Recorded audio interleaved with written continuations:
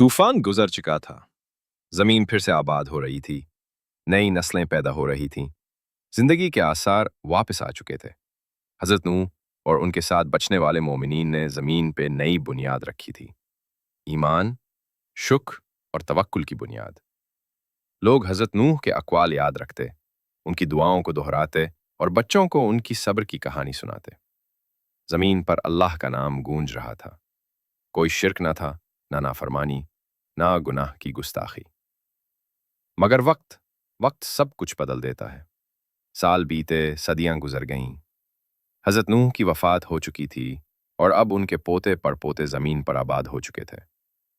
पहली नस्ल तो ईमान पर मजबूत रही, लेकिन वक्त गुजरने के साथ लोग गफलत का शिकार होने लगे। एक दिन जमीन पर कुछ नेक लोग पैदा हुए, बहुत मुत्तकी, इबादत गुजार, अल्लाह के वली। उनके चेहरे नूरानी थे, जबानों पर सिर्फ जिक्र इलाही होता और दिल अल्लाह के इश्क से लबरेज। लोग उनसे मोहब्बत करते, उनके पास बैठते, उनकी बातों से दिलों को तसल्ली मिलती और ईमान ताज़ा हो जाता। मगर फिर वो दिन भी आया जब एक एक करके वो नेक लोग इस दुनिया से रुखसत हो गए। कौम के दिल खाली हो गए, जैसे खिजान में दरख्तों से पत्ते झड़ जाते हैं। लोग उदास हो गए, मोहब्बत का मरकज छिन गया। तब शैतान आया और आहिस्ता आहिस्ता लोगों के दिलों में वसवसा डाला। क्यों न तुम उन नेक लोगों के मुजस्समे बना लो, बस याद के लिए, बस मोहब्बत के इजहार के लिए। कोई इबादत नहीं, सिर्फ एहतराम। और यूं पहली बार इंसान ने चेहरे तराशे, पत्थरों से, लकड़ियों से, और उन्हें इबादत गाहों में रखना शुरू कर दिया।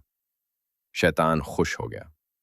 उसने कहा, मैंने सिर्फ बीज बोया है, फिर आने वाली नस्ल इसे दरख्त बना देगी।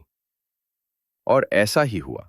जब नई नस्ल पैदा हुई तो उन्होंने देखा, ये मुजस्समे तो हमेशा यहाँ मौजूद थे। बुजुर्ग उनका एहतराम करते थे, उनके सामने झुकते थे, मिन्नतें मांगते थे। किसी ने कहा, ये अल्लाह के मुकर्रब बंदे हैं, ये हमारी दुआओं को अल्लाह तक पहुंचाते हैं। और फिर नीयत बदली, तरीका बदला और शिर्क का आगाज हो गया। इंसान ने अल्लाह के साथ शरीक बना लिए।